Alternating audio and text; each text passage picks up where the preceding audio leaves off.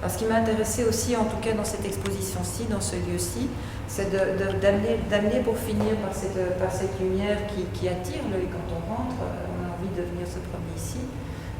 Les gens à se positionner dans le tableau parce qu'ils se trouvent face au modèle et qu'ils n'ont jamais la perception entière des 6 pierres en fait. Ils ne peuvent jamais avoir que ce qui leur fait face et donc ils sont sur la scène, ils ne sont plus en face d'une scène, ils sont sur la scène, confrontés à l'objet réel et ils intègrent les conditions du tableau. Donc l'obscurité et des lumières très focales, très propres à chaque pierre. Chacune a eu sa lumière et son histoire. Et forcément, il y a une histoire qui s'installe.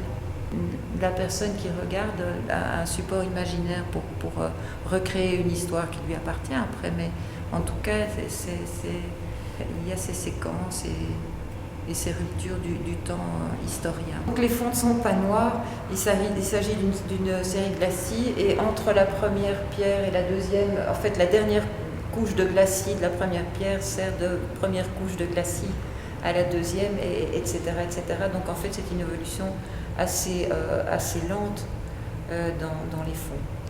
Les personnalités qui sont diffusées sur la pierre, ce sont en tout cas tous des étudiants de l'académie ou ex-étudiants de l'académie qui sont tous intervenus à un moment donné de mon parcours artistique, ou bien simplement qui ont eu des gestes ou des attitudes qui m'ont permis de comprendre ou de trouver des solutions à des questions que je me posais. Parfois ils n'en sont même pas au courant, mais je voulais vraiment, je veux dire, cette pierre, ils m'ont aidé à la faire tenir comme ça, peut-être un peu en lévitation.